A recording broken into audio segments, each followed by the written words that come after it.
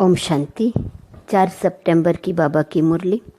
मीठे बच्चे, ज्ञान सागर बाप से वर्षा लेना है तो 20 नाखूनों का जोर देकर भी पढ़ाई जरूर पढ़ो। पढ़ाई से ही राजाई व जीवन मुक्ति पद प्राप्त होगा। प्रश्न, ज्ञान मार्ग में सदा कायम कौन रह सकता है? उच्च पद की प्राप्ति का आधार क्या है? उत्तर, जिनका पढ़ाई के सिवाय दूसरा किसी भी बात में शौक नहीं है, ज्ञान की परिपक्व अवस्था है, वही इस ज्ञान मार्ग में कायम रह सकते हैं। बाकी ध्यान दीदार की आस रखना, खेलपाल करना, इससे कोई फायदा नहीं और ही माया प्रवेश कर लेती है। फिर बाप का हाथ व पढ़ाई छोड़ देते हैं। ऊंच पद के लिए पढ़ाई पर फुल अटेंशन चाहिए। गीत तुम ही हो माता, पिता तुम ही हो। ओम शांति। ओम शांति का अर्थ तो बच्चों को समझाया गया है। जो भी रिलीजियस माइंडेड अथवा धर्मात्मा पुरुष होते हैं, मंदिर टिकाणे में जाते हैं तो उनके मुख से ओम शांति अक्सर निकलता है, परंतु वह अर्थ नहीं समझते। हम भी कहते हैं ओम शांति, अहम आत्मा। आत्मा अक्सर जरूर आता है। सुप्रीम सोल अथवा आत्मा कहती है ओम शांति, मैं जो आत्मा हूँ, मेरा स्वधर्म है शांत। आत्मा अपना ऑक्यूपेशन बतलाती है। बाप भी कहते हैं ओम शांति। हम भी आत्मा हैं, परंतु मुझे परम आत्मा कहते हैं क्योंकि मैं सदैव परम धाम में रहता हूँ। मैं जन्म मरण में नहीं आता हूँ। बाप सन्मुख आकर कहते हैं, तुम पुनर्जन्म में आते हो, तुम देहधारी हो। सूक्ष्म वतन वाले भी सूक्ष्म देहधारी हैं, मैं इनसे भी परे हूँ। मुझे कोई स्थूल शरीर नहीं है। सूक्ष्म शरीरधारी को कहते हैं, यह ब्रह्मा है, यह विष्णु, यह शंकर है। नाम तो शरीर का हुआ ना, आत्मा का तो नहीं है। आत्मा शरीर धारण करती है, तब शरीर पर नाम पड़ता है। कोई मरते हैं तो कहेंगे फलाने का शरीर छूट गया। नाम तो शरीर पर रह जाता है, फिर दूसरा शरीर लेते हैं। परमपिता परमात्मा के लिए तो ऐसे नहीं कहेंगे कि वह एक शरीर छोड़ दूसरा लेते हैं। सबका शरीर पर नाम पड़ता है। तुम बच्चे मेरे बनते हो तो तुमको भी दूसरा नाम देता हूँ, जैसे गुरु लोग नाम देते हैं ना। आजकल कन्या शादी करती हैं तो उनका भी नाम बदलता है, पुरुष का नहीं बदलता, क्योंकि पुरुष को तो अपने नाम से धंधा करना है। माताओं का तो धंधा है नहीं, इसलिए उनका नाम बदल सकता है। पुरुषों का इंश्योरेंस धंधे आदि में नाम है। अब बाप समझाते हैं, सब याद तो करते हैं, तुम माता पिता हो, साथी हो, खिवैया हो, तुम हमको साथ ले चलते हो। देखो कितने संबंधों में आते हैं। शरीर छोड़कर फिर आपके साथ चलना है। तुम बच्चे जानते हो, खिवैया हमको साथ में ले जाएंगे। बाप की कितनी महिमा है। फिर वह कब आएंगे, कब आकर साथी बनेंगे, यह नहीं जानते। कहते हैं जब भक्ति मार्ग का अंत होता है, तब भक्तों की रक्षा करने मुझे आना पड़ता है। मुझे खिवैया बन वापिस ले जाना है। तुम जानते हो कैसे आकर माता पिता बने हैं। इनको ही खिवैया गुरु कहा जाता है। छीछी दुनिया जीवन बंद से जीवन मुक्त में ले जाते हैं, इसलिए उनको पतित पावन खिवैया कहा जाता है। नई दुनिया कहा जाता है सतयुग को। दुनिया तो यही है, सिर्फ पुरानी दुनिया का विनाश होता है। जैसे पुराने घर में रहकर नया बनाए, फिर पुराना घर छोड़ना होता है ना। यह भी जब स्थापना हो जाती है तो फिर पुरानी दुनिया का विनाश होता है। त्रिमूर्ति का भी अर्थ समझाया है। ब्रह्मा द्वारा स्वर्ग की स्थापना करना, यह परमपिता परमात्मा का ही काम है। उन्हों द्वारा कराते हैं, क्योंकि करण करावनहार हैं। बाप आकर सन्मुख समझाते हैं, ब्रह्मा द्वारा सहज राजयोग और ज्ञान तुम ब्रह्मा मुख वंशावली ब्राह्मणों को बैठ सिखलाता हूँ। भविष्य 21 जन्म के लिए तुम 100 देवी देवता पद पाएंगे, नंबरवार पुरुषार्थ अनुसार। तुम जानते हो हम माता पिता से पढ़ रहे हैं, यह है ही ईश्वरीय विश्वविद्यालय। अगर पढ़ाई को छोड़ देंगे तो समझा जाएगा इनकी तकदीर में नहीं है। स्कूल तो चलना ही है। बाबा आकर इस ब्रह्मा तन द्वारा पढ़ाते हैं, तो बच्चे भल कहाँ भी हो, किसी भी सेंटर पर हो।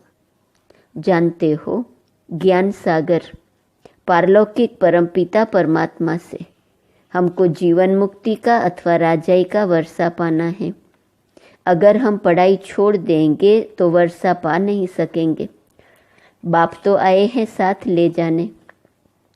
नई दुनिया स्थापन हो जाएंगी, फिर सबको खिवैया ले जाएंगे। तुम खिवैया को भी जानते हो, और जिन द्वारा स्थापना विनाश पालना कराते हैं उन्हों को भी तुम जानते हो। फिर इस पढ़ाई से जो लक्ष्मी नारायण बन राज्य करते हैं उनको भी तुम जानते हो। समझते हो हम बरोबर इस पढ़ाई से राजाई पद प्राप्त कर रहे हैं। जितना जो पढ़ेंगे, पढ़ाई नहीं पढ़ेंगे तो पद भ्रष्ट हो पड़ेगा। यह है राजयोग की पढ़ाई। बहुत बच्चे पढ़ाई पढ़ते पढ़ते थक जाते हैं।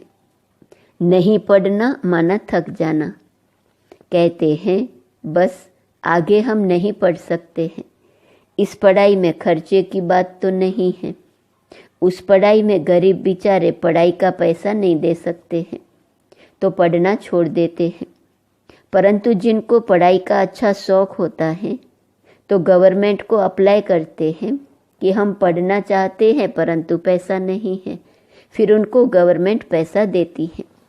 कैसे भी करके रिक्वेस्ट करते हैं कि मैं पढ़ना चाहता हूँ, मेरे बाप के पास पैसा नहीं है, हमें मदद करो। गवर्नमेंट पास पैसा न होने कारण रिफ्यूज़ कर देती है। समझते हैं हमको पढ़ना तो जरूर है, फिर क्या करेंगे? बड़े साहूकार व दानी पुरुष के पास जाएंगे। हमारे माता पिता गरीब हैं, हम पढ़कर सर्विस करना चाहते हैं, आप हमें मदद कर सकेंगे? रिलीजियस माइंडेड जो होंगे वह मदद दे देंगे। कन्याएं ऐसे रिक्वेस्ट नहीं कर सकती, पुरुष कर सकते हैं। पढ़ाई से इनकम बहुत होती है। यहाँ यह पढ़ाई भी है और ये सौदा भी है। बाप सौदागर रत्नागर हैं और फिर ज्ञान सागर हैं। माता पिता बेहद का ज्ञान सागर कहते हैं, मैं कल्प पहले माफिक तुमको राजयोग सिखाकर राजाओं का राजा बनाता हूँ। सब पॉइंट्स धारण करनी है। बालिग बुद्धि अच्छी रीति धारण कर सकते हैं। बुद्धि पर ही सारा मदार है। कोई की सतो प्रधान, कोई की सतो, कोई की रजो तमो बुद्धि है। उस स्कूल में भी स्टूडेंट जानते हैं इनकी बुद्धि कैसी है। सतो प्रधान बुद्धि वाले पास विथ ऑनर होते हैं, उन्हें ही मॉनिटर आदि बनाते हैं, स्कॉलरशिप भी मिल जाती है। यह फिर बेहद का स्कूल है। इनमें भी सतो रजो तमो बुद्धि है। यहाँ मर्तबा एक ही है। यह है ही राजयोग। ईश्वरीय पढ़ाई एक ही है। बाप कहते हैं, मैं तुम सब बच्चों को राजयोग सिखाता हूँ, तो जितना पुरुषार्थ करेंगे उतना ऊंच पद पाएंगे। ऊंच पद को तो समझ गए हो, नंबरवार पद पाएंगे। बाप का तो लव सब पर है। सबको माया की जंजीरों से छुड़ाने आए हैं, और कोई ऐसे कह नहीं सकेंगे कि कल्प कल्प हम तुमको राजयोग सिखलाते हैं। यह बाप ही कहते हैं, कल्प कल्प कल्प के संगम युगे युगे आता हूँ। मनुष्यों ने फिर युगे युगे लिख कितनी भूल कर दी है। बाप कहते हैं, मैं पतित पावन हूँ, मैं आता हूँ तुमको पावन बनाने। कलयुग अंत और सतयुग आदि के संगम पर इस समय बाबा आया हुआ है तो अच्छी रीति पढ़ना है, विनाश भी होने वाला है। 20 नाखून का जोर देकर पढ़ना है, हिम्मत दिखानी है, पढ़ाई नहीं छोड़नी है। जो पढ़ाई छोड़ देते हैं वह नापास हो गिर पड़ते हैं। बच्चों को सावधानी मिलती है, कोई भी काम व क्रोध का व लोभ मोह का भूत नहीं आना चाहिए। दिल दर्पण में अपने को देखते रहो, मैं लायक हूँ लक्ष्मी को वरने। नारद का भी एक मिसाल लगा दिया है, भक्त तो तुम सब हो न। भक्ति मार्ग में मेल्स में नारद उत्तम गाया हुआ है और फीमेल्स में मीरा, वह है भक्ति मार्ग। ज्ञान मार्ग में फिर देखते हो मम्मा बाबा का नाम बाला है, फिर उनकी विजय माला भी बनी हुई है। सिमरन उनको किया जाता है जो सुख देते हैं, उसका यादगार बनाते हैं। अभी उन्होंने क्या किया, कोई ने करके कॉलेज खोल, दान पुण्य बहुत किया, और क्या करेंगे। अभी फिरंगियों से राज्य ले कांग्रेस ने राज्य किया। बाप कहते हैं यह तो रुण्य के पानी मिसल राज्य है। बल कितने भी सुख हैं, परंतु यह है सब रुण्य के पानी मिसल। बाहर का बबका बहुत है। यह साइंस भी 100 वर्ष चलती है। यह दादा जब बॉम्बे में सर्विस पर था तो यह बिजली टेलीफोन आदि कुछ नहीं था। अभी साइंस ने कितना कमाल किया है। अभी बाकी थोड़े वर्ष हैं। साइंस का घमंड 100 वर्ष से शुरू हुआ है। सतयुग के 100 वर्ष में तो पता नहीं क्या कर देंगे। वहाँ इन सब चीज़ों में बल रहता है जो तुम यहाँ से ले जाते हो। अखंड अटल सुख शांतिमय राज्य करने के लिए तुम बल ले जाते हो, तो पढ़ाई पर इतना अटेंशन देना चाहिए, इतना पुरुषार्थ करना चाहिए। तुम जानते हो इस माता पिता से सुख गनेरे मिलते हैं, फिर अगर चलते चलते छोड़ देते हैं तो गोया सुनते ही नहीं। न सुना जाकर अपने धंधे दोरी में लगा तो खलास। जो पाया सो पाया। हाथ छोड़ने के बाद फिर माया एकदम हप कर लेती है। गज को माया ग्राह ने हप कर लिया, यह तो होना ही है।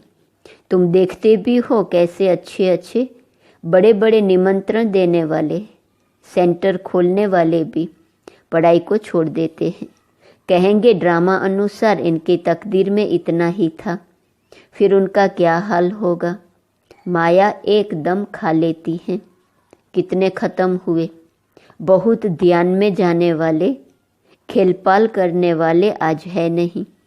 यह ध्यान दीदार की आशाएं कम नहीं रखनी चाहिए। ध्यान दीदार की आशाएं कभी नहीं रखनी चाहिए। आशा रखते हैं तो आशा में विघ्न पड़ जाते हैं।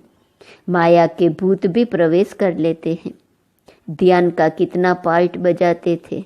जो 5-7 रोज ध्यान में बचपन के पार्ट में रहते थे, महारानी बन जाते थे। आज वह है नहीं। इससे कोई फायदा नहीं। ज्ञान की परिपक्व अवस्था वाले ही कायम रह सकते हैं। कभी भी ध्यान में जाने की आशा नहीं रखनी चाहिए। बाबा जो पढ़ाते हैं वह धारण करना है।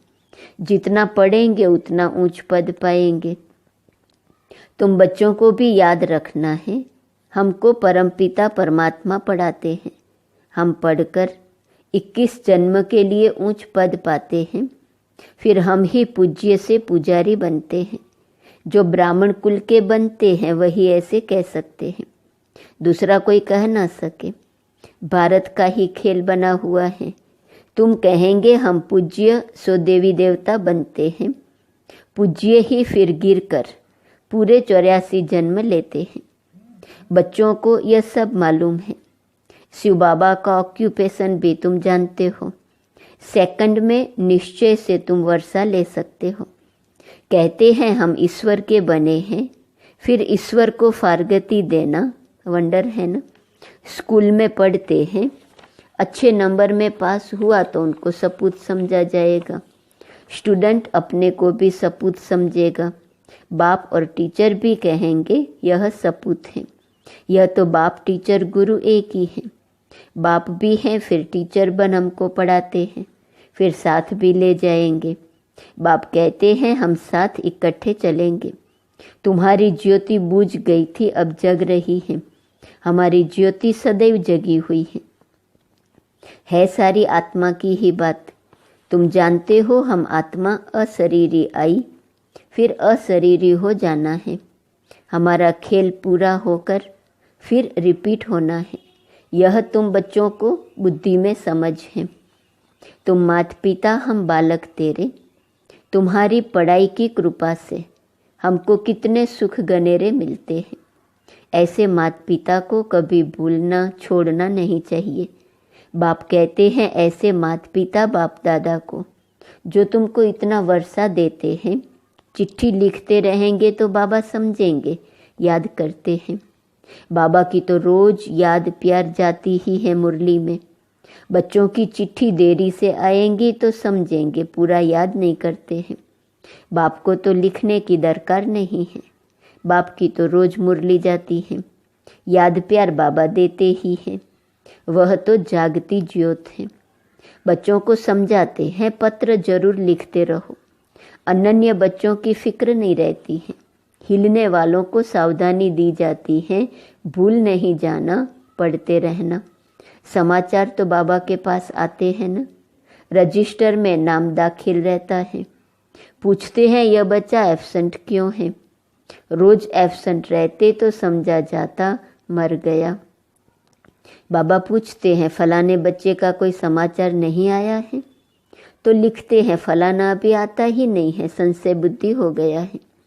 अच्छा, आगे चलकर शायद निश्चय बुद्धि हो जाए। अच्छा, मीठे मीठे सिकिलदे बच्चों प्रति माता पिता बाप दादा का याद प्यार और गुड मॉर्निंग। रूहानी बाप की रूहानी बच्चों को नमस्ते। रूहानी बच्चों की रूहानी बाप को नमस्ते नमस्ते नमस्ते। धारणा के लिए मुख्य सार। पहली पॉइंट, विजय माला में आने की हिम्मत दिखानी है। सिमरण लायक बनने के लिए सबको सुख देना है। दूसरी पॉइंट, सपूत स्टूडेंट बन बाप टीचर का नाम बाला करना है। कभी भी काम व क्रोध के भूत के वश हो उल्टा काम नहीं करना है। वरदान, करण करावन हार की स्मृति से विघ्नों के बीज को समाप्त करने वाले समर्थ आत्मा भव। सर्व प्रकार के विघ्नों का बीज दो शब्दों में है, एक अभिमान और दूसरा अपमान। सेवा के क्षेत्र में या तो अभिमान आता है कि मैंने यह किया, मैं ही कर सकता, या तो मेरे को आगे क्यों नहीं रखा गया, मेरे को यह क्यों कहा गया, यह मेरा अपमान किया गया। यही भावना भिन्न भिन्न विघ्नों के रूप में आती है। जब खुदाई खिजमतगार है, करण करावनहार बाप है, तो अभिमान कहाँ से आया, अपमान कहाँ से हुआ। इसलिए कंबाइंड रूप की स्मृति द्वारा समर्थ आत्मा बनो तो विघ्नों का बीज सदा के लिए समाप्त हो जाएगा। स्लोगन, ज्ञान स्वरूप बनना है तो बाप और पढ़ाई से समान प्यार हो। आज का स्वमान है, मैं डबल लाइट हूँ। अव्यक्त इशारे के पॉइंट हैं 4 सितंबर। जैसा समय, जैसी समस्याएं हो, जैसे व्यक्ति हो, वैसे स्वयं को मोल्ड कर स्व कल्याण और औरों का कल्याण करने के लिए सदा इजी रहो। परिस्थिति प्रमाण अपने नाम का, संस्कारों का, स्थूल साधनों का अगर त्याग भी करना पड़े तो त्याग करके अपनी श्रेष्ठ स्थिति बना लो। सदा अपनी डबल लाइट स्थिति में रहो तो हर समस्या को सहज पार कर लेंगे। ओम शांति।